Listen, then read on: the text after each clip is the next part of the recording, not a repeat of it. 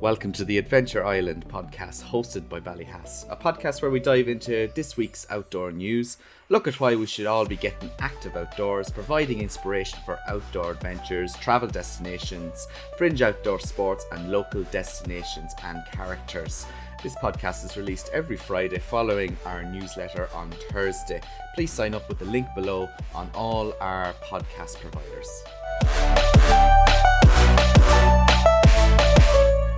Hi everyone, welcome back to the Adventure Island podcast. We are on, I don't know, Paul, week 6, 7. But we got a little delay this week, so we're coming out to you a little bit later than planned, or maybe missing 1 week. But it's been a I guess an exciting or at least newsworthy couple of weeks, and that's why we've been a bit delayed as the announcements are rolled out just yesterday. So as it stands, we're recording this on Wednesday the 31st, and last night the government has announced its steps towards a reopening plan for late April, or middle to late April. For those who are joining us for the first time, the Adventure Island podcast covers a little bit about everything about the outdoors to encourage you, our recommendations, our tips for getting active in the outdoors, and some of our passions, explorers and destinations that we see fit to recommend. My name's Owen McCarthy and I'm joined by Paul Mccabe. How are you, Paul?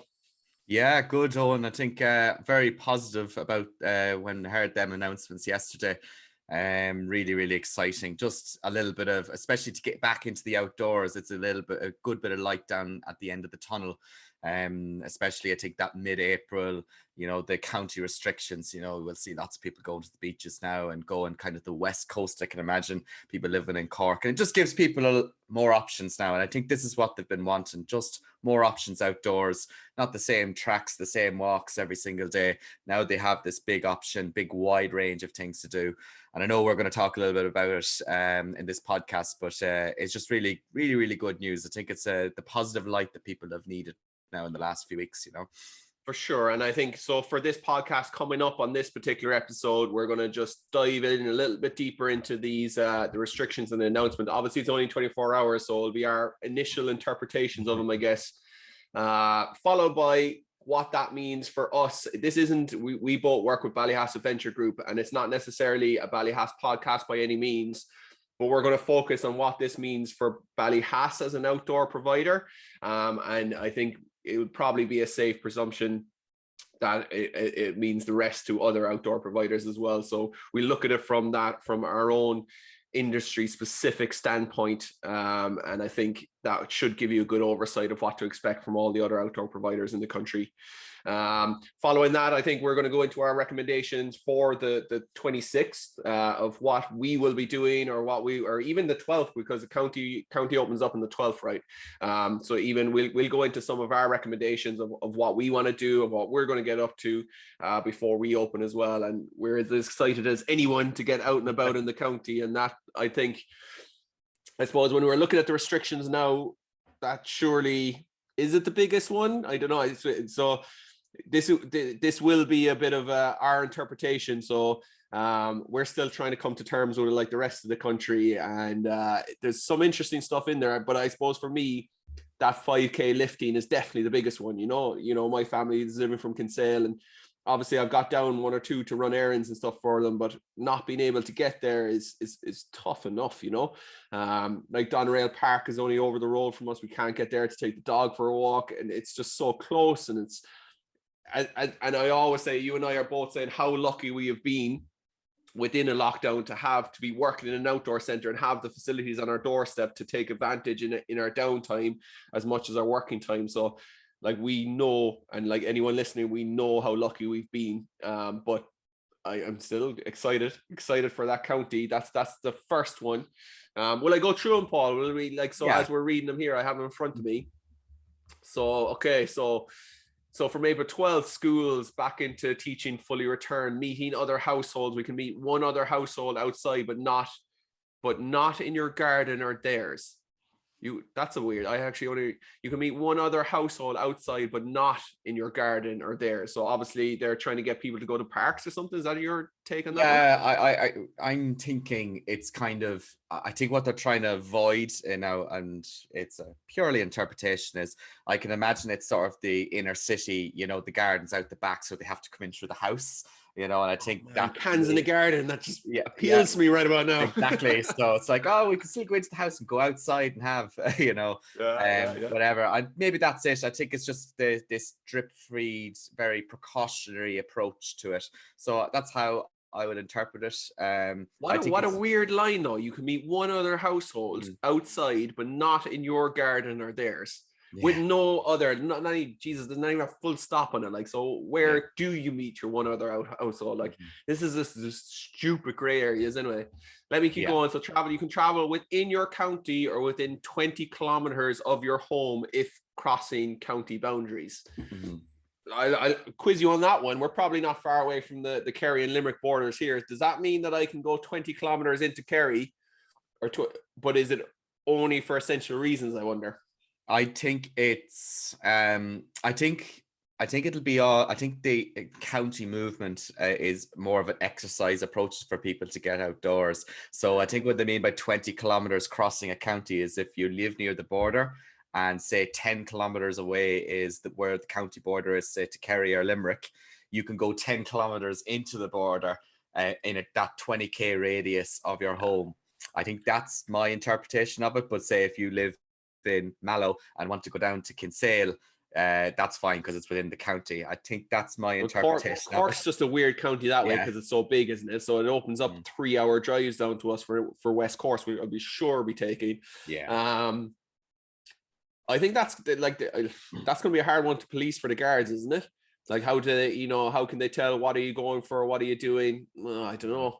Well, anyway, I have a sneaky friend in the guards, and he told me that actually it makes it a bit easier for them because they set more of the patrol up on the county borders. So I think well, I would have seen that. I know I think that's why they didn't go they didn't just expand it to 20 kilometers. They said county because of the policing. That makes sense to me. But that specifically putting in that cross-border thing, that could be a tricky one for them. Construction, all residential construction can restart as well as early learning and childcare projects. So the real one is April 19th.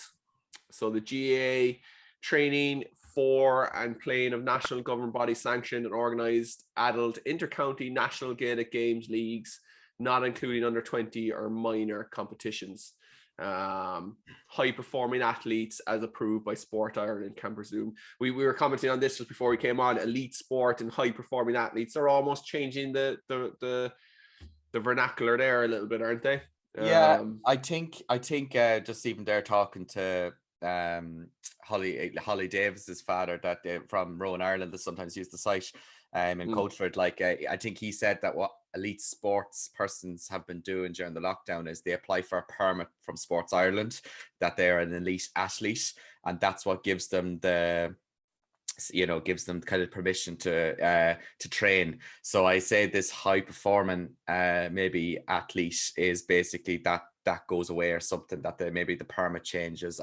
I don't know. The wording I found was a bit confusing on it. Maybe someone, if they leave a comment would know a little bit more about it, but that's one way I might have interpreted it, But again, here for the grand scheme of things, that April 19th doesn't do a whole pile to any great amount of people, really, is it? So we are now 31st. That's still another 3 weeks away before we even get to that. So the real one we're getting to is April 26th. And actually on this one actually is the first one in brackets. So it's subject to prevailing public health situation, which of course we all know it is, but anyway, they're backing themselves or giving them loopholes left, right, and center for them to back down on this, aren't they? So outdoor sports facility can reopen, for example, pitches, golf courses, tennis courts, other facilities as appropriate. Outdoor visitor attractions can reopen, for example, zoos, open pet farms, heritage sites. Underage, non-contact outdoor training in pods of 15 or fewer can restart. Funerals, maximum attendance of funerals will increase to 25. I'm gonna go straight into May 4th. So there's an interesting one the following. So that's only a week later after the bank holiday on May 4th. Full reopening of construction activity. I wonder, like, what does that even mean? Like, what construction activity at that point is closed? I don't know. Phased return of non-essential retail commencing with click and collect and outdoor retail, for example, garden centres and nurseries. I think garden centres and nurseries are open right now, are they not? I know Hanley's was open down below. I know, sure, all the hardware stores are open, but maybe it's certain sections are closed. I don't know. Recommencement of personal services on a staggered basis, reopening of museums, galleries, and libraries, which is a big one because it's all indoors. Gatherings indoors, recommencements of religious service on a staggered basis. So we're looking, I think you might as well lump those two ones in together in one sense. As I mentioned, let's look at this from a Ballyhass perspective, because that's obviously what we're working towards. So we're just planning our reopening plan, our reopening announcement, I guess. And what we're looking at, the key one from us anyway, is an underage, non-contact outdoor training and pods of 15 or fewer can restart. That's brilliant. Delighted. Like, I would love that to see that in April 5th, to be honest, of when they said they would be doing these kind of things. So like this is it. Like, everyone's getting excited about these announcements. There's another month away, you know. They did this last year as well, and it's really frustrating that they just chuck it so far into the distance and expect a clap on the back, you know. Of course, the numbers are still high, but when we're down here in the county with 10, 15, 20 max cases a day, if that, it's very extremely frustrating. But yeah, so that from a Ballyhass perspective, for those who might not know, we've got two different centers. We're into big school tour season. That like our ratios are groups of 12 anyway, so it suits our model really well. It will suit a lot of outdoor centers. So if you're looking at any outdoor education, any outdoor activity centers, you're good. Like, we're good to go for under 18s. Which works, you know, like, so for instance, we'll be doing our really popular one-day warriors, which will be 10 to 3 camps, small group camps where they get land, water, and height activities done in one day. So it's super structured. We're doing it this way as opposed to individual kind of bookings and that kind of stuff, because we can create groups and keep the groups together for the day with the same leaders, keep our distance, really instill the social distancing, of which we did all last year, remember? And that's also the big one, I think, to really highlight here. Like, this is nothing new, you know. That one line is exactly what we were operating across the board on for May, June, July, August, September, October last year. So, you know, they're kind of pitching this out that it's new, but it's not, you know. Like, we have our procedures in place, people are aware of it, customers are aware of it. Let us get on with it, because it's been done, you know. There's nothing new here. I don't know what the extra 3 weeks is about, but that's a big one that essentially gets us maybe to 80% operation in one sense. You know, it's a bit more structured than usual, but it's how we run our, like, we're not going to run any differently outside of the social distancing and obviously increased health measures across the board, like that every company that your local supermarket has been doing. We do the same. So that's a big one for me. And then, so where did they say? I didn't say anything about they had the two households. Yeah. So, and then outdoor facilities can open. I'll see notes for further details. Yeah, but there's a 2 household thing there somewhere. Yeah, there was the group of 2 households could meet up outdoors. Let me now get it up there. You can meet up outdoors, and where was it here? It said you can meet one other household outside, but not in your garden or theirs. So like, essentially, that's so the interpret, like, so we're bearing in mind that generally our ideal group size is 12. So as these get to 26, we'll also be offering pre-booked group activities of no more than 2 households, of which we'd have a maximum participation level of 12 anyway. So that kind of works for us. It does, yeah. And it works safely for us. Again, remember, we're confident we can work safely anyway. And I'm sure every other outdoor provider is as well, because we're in the outdoors. That's all they keep saying is like, stay outdoors and you're fine, you know? And we're not reinventing the wheel. Like, this is all stuff that we No. have done. Like, and it's the safety procedures that we put in last year, you know, it wasn't for a different level. You know, everything was there for like the highest of levels. Like, if you know, I'd be very, very confident in saying that if we're operating at a high level, where there's a high level of COVID, we are still very, very safe. You know, we're in the outdoors, we have our pods, we have our social distancing, we have our increased health measures. So like, you know, it's as soon as we get the green light, we can go and we can operate to the level we operated last summer very, very safely.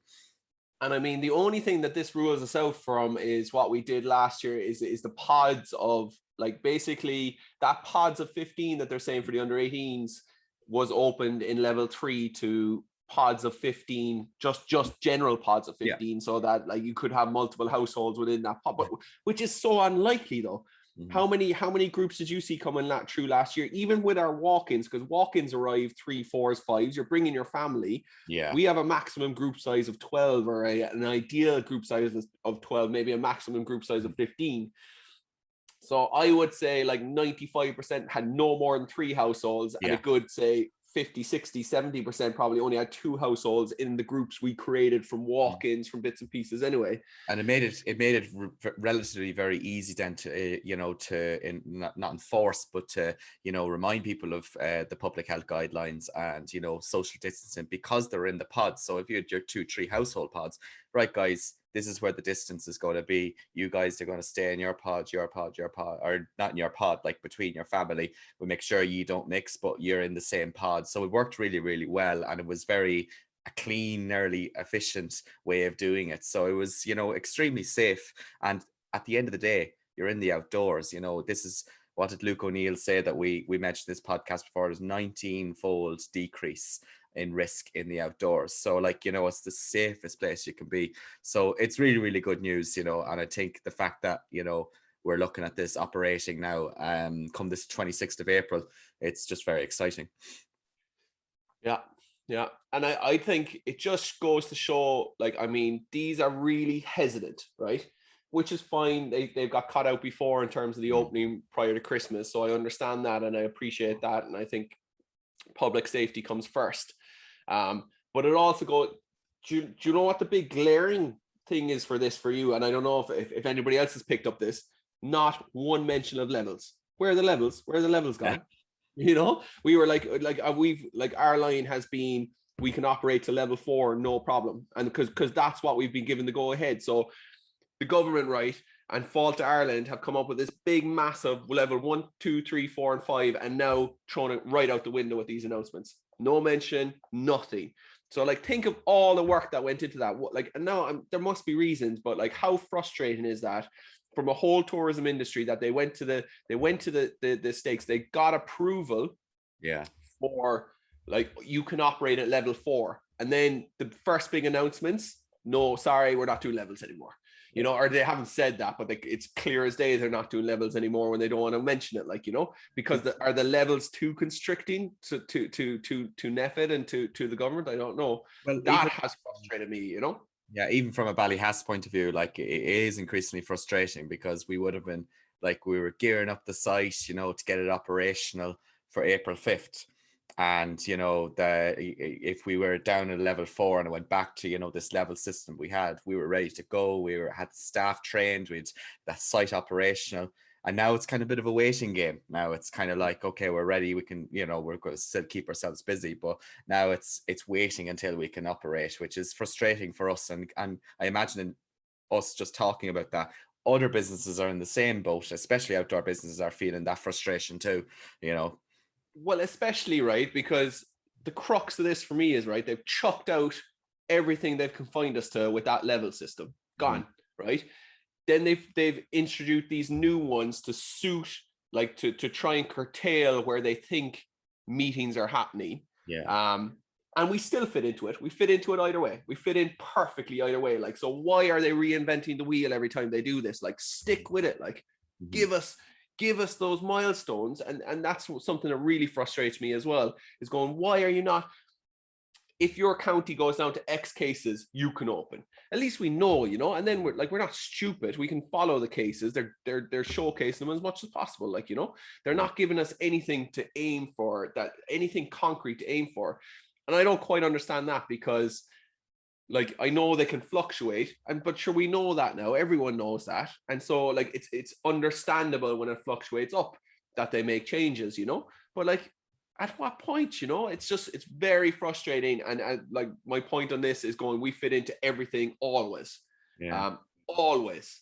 So like, why then do they have to change things anyway? Like, and like, take our word for it that the outdoor providers in Ireland, we can see them, we're working with them, we're working in the groups, are so prepared, and nothing is going to be different from when we operated last year, because we operated safely, and there's been no cases come out of it right across the country. So it's good, positive news, but I think just incredibly frustrating at the same time, like, you know, just because they just can't. And like, I know it's such, and like, I know I'm sitting on the fence in one sense, because of how difficult it is to do it, and how variable the situation is. But we're a constant in it, in my mind, as in the outdoor adventurers, and we're constant. We haven't changed. They're changing around us for no reason, yet we're still going to be doing the same thing, like, you know. I don't know. I'm very strong. I have a strong faith in the outdoors, and I think the best way to get, if compliance is an issue of what they've been saying in the news, that people are getting the lockdown fatigue, why are we not promoting the safest of ways for people to get, to exercise and meet up, which is going outdoors, and that's what I feel very at wish. I'm kind of, we're kicking the can down the road to 3 weeks, but we know the outdoors is at its safest. And if we are plateauing in these cases for the next 3 weeks, and they're the same with this new variant and all, why are we kicking it down the road? Why can't we just get people outdoors, get people active outside, bring the mental health, get the mental health of these people back up and running, and doing it as safe as we can, when we have proven scientific fact that the outdoors is the safest place to be. That's my frustration with it. Maybe I fell off the side. Paul, just make sure you're not in your garden, though. You can't do it in your garden. They have to come through my house to go into the garden. No. Both have to leave your garden and go out on the other side. They'll have to literally, the household heirs, they'll have to go out on the road, and not through the house. You'll have to climb over the house and then into the garden. Oh, it's just, if you don't laugh, you'll cry, eh? Unbelievable. It's the way it is. Oh, actually, do you know what? This is literally a thing coming in. Risk of fourth COVID wave in coming weeks is very high. Nefford warned in letter to health minister. In the coming weeks is very high. Our number is now estimated to be above or 1. The risk of the fourth wave of infection in the coming weeks is very high. Nefford warned in their letter to health minister. This is an independent.ie, literally in the last couple of minutes. It just popped up. Yeah, the France are going through, I think, and Germany are going through their fourth wave now, and they are trying to introduce mandatory quarantine to those 2 countries at the moment, I think, in the next couple of weeks. So I think that's where the fear, they've seen a fourth wave now coming from other European countries. And I think Nefford base a lot of what their facts and their proposals on what's happening in Europe.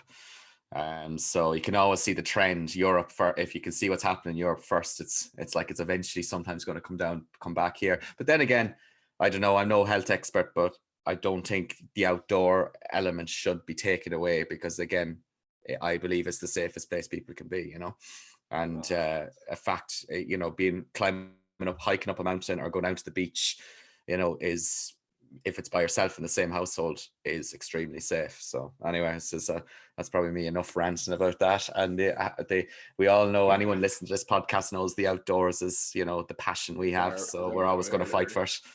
We are, for sure. Let's move on. We've done enough on the COVID. People are going to be sick of listening to it, but I think it's an interesting take. So just, I guess, to sum up on that one, that is our Ballyhass view on it. I think it's quite black and white, at least in one sense, that it's structured. Pods of 15 for under 18s. We'll run our 1-day summer camps. We'll run our learn to kayak camps, rock climb camps, all that kind of stuff. You'll expect to see them coming through in May. We're thinking that way. So are the other outdoor providers on your doorstep. So have a look, get in contact with them, all these things just take a while to get in the calendar. Maybe give them 48 hours and you're going to see a lot more reopening posters and plans and stuff to come out. But it's going to be, I'd imagine, in that scenario. But family groups will get out and get to spend a bit of time outdoors as well, which is a good thing. No. I think probably at least one of the best news stories coming out line is a really interesting one, is the Royal Canal Greenway. Paul, did you see it? Yes, and it looks fantastic. Like it's from Minute, I think, isn't it? That's the start point of it now, and it's right up to Longford. So just incredible. It's something over 100 kilometers. Really brilliant new greenway that will just do wonders for promoting, just outdoor living in the area. And what I really love, it's a blend of Ireland's hidden heartlands and Ireland's ancient east. And we've touched on this in the podcast before about, blending these things together to create kind of one big tourist, whatever it is, a destination or, provider. But really, really just exciting. I really enjoyed just hearing that news. I think it's going to be something great for that area. Ireland's longest greenway. What I like about it, and even just from this video that we're playing in the background here, if you're watching us on YouTube, you'll see it. It's on the canals, obviously, right away. So there's waterways going along. So this could be, we've talked about the blue ways before, Paul, haven't we? Yeah, we have. Where, it's essentially, it's a Greenway-esque route but obviously blue ways it's more concerning about getting your craft on and off. So good, legitimate entry and exit points. But of course, having it alongside a canal is just, there's nothing stopping you doing this on a SUP or a kayak or whatever it may be. So I think that's particularly exciting with this one for me anyway.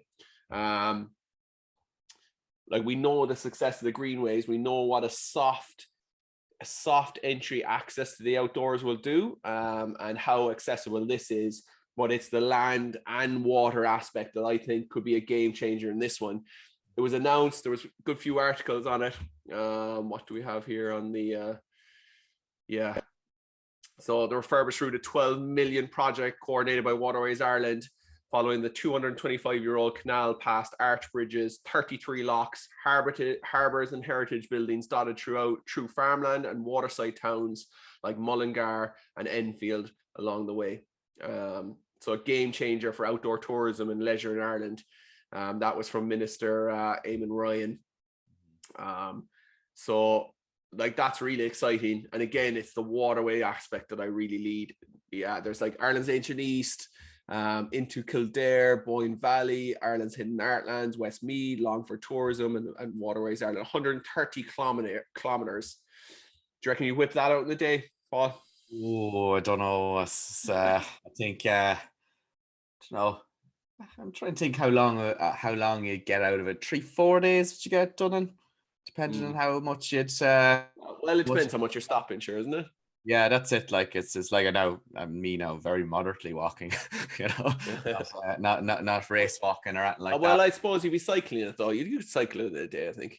Yeah, like, definitely cycle. That would be a push. Would you want, like, that's not really experiencing it either, though, is it? Yeah, like people used to cycle from Mullingar to Minute there for college and stuff. Like, they take them 2-3 hours, so you definitely probably cycle it in a day. And interesting. So shorter designated stretches along the way range from 6 kilometers to 15 kilometers, and high-profile attractions linked by offshoot trails range from Carton House to the Corley Trackway and Centre Parks. Oh wow! So it's all along there. That would be a big boost. That'd be amazing for somebody going to the Centre Parks, actually. Yeah. And it's the National Famine Way as well. So 165 kilometers. That is the National Famine Way, which launched last year and follows the footsteps of 1,490 immigrants known as the Missing 1490, who walked from Strokestown, County Roscommon, to Dublin Docks in 1847. That's pretty interesting. Mm-hmm. It says, in the future, local communities will benefit not just from the amenity itself, but jobs, business creations throughout the bike hire, accommodation, restaurants, and cafes. Funny there, the bike hire, we're in a group there. No bike hire company can get insurance this year. So like, this is all great news, and then they can't facilitate insurance for the providers. But I feel like I've been very negative or on this podcast, but it's you see these things and it's like, yeah, but they're still closing us, you know. It's like, yeah, it's great, but you can't open. Oh, it's great, you can't get insurance. Anyhow, I think that's great news though. I'm excited. That could be definitely on my list for the summer now, and it'll be interesting to see those kind of smaller stretches. I know the Waterway Greenway, when it came out, it took a while for it to go, oh, do this stretch, you know, the Dungarvan to Waterford or vice versa, and you had the tunnels. So it'll be interesting when people get it to know it a bit better and explore it a bit better. What's going to come out of it though. But I was excited to see that. I think it's a real good move. Yeah, it's a great local area as well. Like I know it quite well.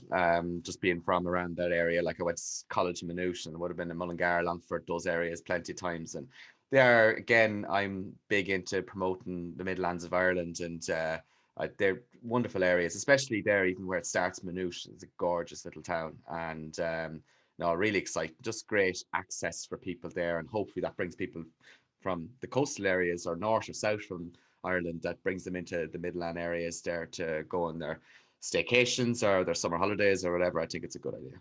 I think it'll work well. Well, that's some good news. So we're gonna finish off this one with some of our recommendations or what we're gonna do on that. I still don't know what April 12th we can move, can't we? Yeah, April 12th, so 2 weeks time. We've got 2 more weeks of it, and then we can explore our county a little bit. What do you have? What's on your cards? Since I'm not a Corkonian, I'm going to do the very tourist attractions that are. I'd love to do Dursley Island and do the cable car. I've heard a few people who've done it, and I know it's an experience, especially for me, who is not a height man. I think it's it's even an extra. Do you reckon that will be opened up, Paul? I don't know. See, this will be the thing. It'll be interesting to see how tourism will open, because it's always, you know, if they open an exercise, it's how it matches with tourism. So I don't know. To be honest, but this is an interesting one. This is like, we don't even know what we can get to again. But that, like, the Dursley looks amazing, doesn't it? Yeah. It does look really good. And even I'd love to go see Mizzen Head and a couple of any kind of around the West Cork, and especially the Beara Peninsula and some of them attractions. I think that's the first thing I'll try and do. Just try and spread out towards West Cork, and Mizzen Head's one just coming up on YouTube there with I'm just playing that in the background there, because that's definitely Mizzen Head is there, and for those who haven't seen it, you've got that amazing bridge. That really is an eye catcher, and again, you're assuming that's in a park, you know, so you're assuming you can get into that like anything else, but I wonder. But even like, I think just a trip down there would be pretty amazing, just to spend a bit of time getting around the place. Those two are definitely looks really cool. I wonder, there's, look, again, for guys on YouTube, you can say some really cool shots of the bridge and that kind of stuff there. I'm looking forward to, I guess it probably won't be the 12th. So for me, it's I kind of want to go a little bit local, a little bit more exploration. I'm definitely going to put my stand-up paddleboard in the back of the car. If there's some good surfing, I'm definitely heading to Garrettstown, maybe Coolmaine. They're all just outside Kinsale on the way to Timoleague. If there's any bit of a swell, I'm going to just pack it in there, get down there for the day, bring a packed lunch, chill out on the beach, like get down there. I'm sure like me and the rest of the country. If there's no swell, I have a plan to head out by the Old Head. If it's a nice calm day, explore the caves around there and that kind of stuff as well. So that's something I'm really excited for. It's something I really want to open up. Like we're in Ballyhass Mallow this year. We're putting in a new SUP school where we'll be renting and doing SUP instructor courses and lessons and that kind of stuff as the summer progresses.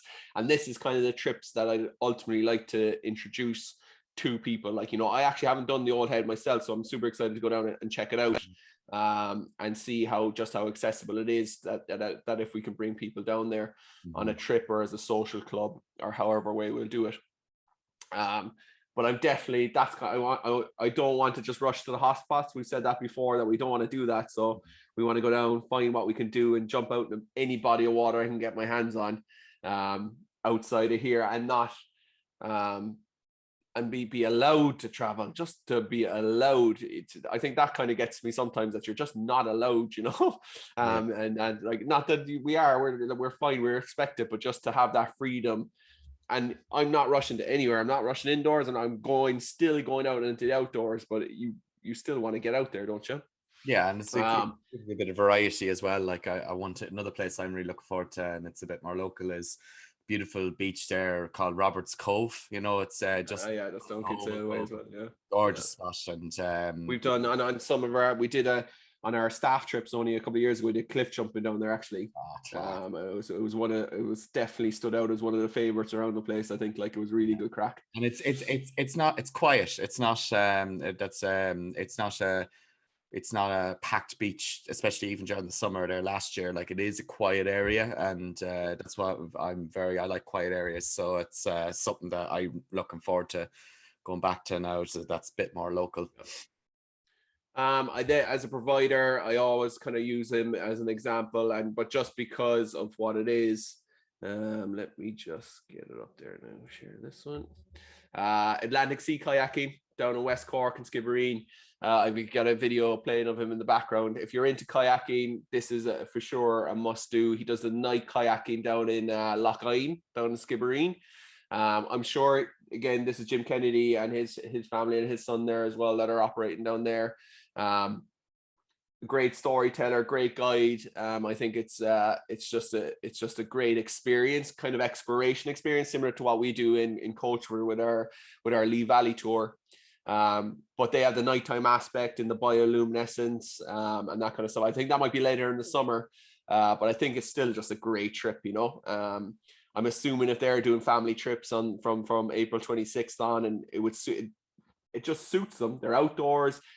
Like, they'll only do small groups as well, so I can't imagine ever being over 2 households. Get yourself booked in once they open up, and get yourself down there, because that's the kind of outdoor. And you can do it early because it's kayaking. It doesn't matter. You can really wrap up warm. You can put your woolly hat on. You can put your down jacket. You're not going to get wet. So like, don't wait for the summer on this one. As soon as April 26th comes around, as soon as May Bank holiday, get yourself out, because these things will be sold out all year round. So I would highly encourage you to get out and about and explore the activity providers early days. Get them full, get them going. They're prepared. They're ready to go. All it takes now is for you to pick up the blower, get onto them and book them in, because as I said, they're going to be sold out all year long. I can't even see a spare seat there. You know what I mean? So get advantage of it early, and don't be afraid of any weather or whatever. Just get down there. It will run. That would be one of my recommendations anyway. I think we'll leave it at that. I think there's some good stuff there for you. I'm sure you have your own ones. Again, sorry, we haven't really kept to our same structure this week in essence, but we're still trying to dilute and digest the information out yesterday and come up with our own opening plan. So I think we'll be back to normal from next week on, and come back to our kind of segments and that kind of stuff. But we'll be interested to hear your thoughts on your take on these new announcements, on this reopening roadmap, even though they're playing the scare game there, scare tactics straight away again about fourth waves and this kind of stuff. What are your thoughts? Get in touch, owen@ballyhass.ie, if you want to email directly or comment on any of the listening portals that you are on, from Apple Podcasts to Spotify and onwards. If you can drop us a rating, that would be great as well. That will always get us a bit of extra exposure. And of course, this is filmed with a few extras and put up on YouTube as well, on the Ballyhass YouTube account. So a like, subscribe, and a comment would be great. We'll for sure get back to you. And we'd love to hear what you'd like to see covered in the next couple of weeks. But we do have a couple of speakers and a couple of interesting podcasts coming up, slightly segued off our usual segments as well. But we'll be interviewing particularly on a couple of wilderness bushcraft ones, and then sticking with a couple of local of tourism bodies and stuff as well, with some more recommendations of what you can do now that we have dates. So I hope you're keeping well. I hope those dates, I guess, give you that lift that everyone needs. I know we have another 3 or 4 weeks of the same coming up, but we're busy planning. I know the rest of the outdoor adventure industry is busy planning. So get ready for a summer of adventure. It is very much on our doorstep and coming up quickly. All right, guys, we will see you next week. Thanks for tuning in. Perfect. Thanks, guys.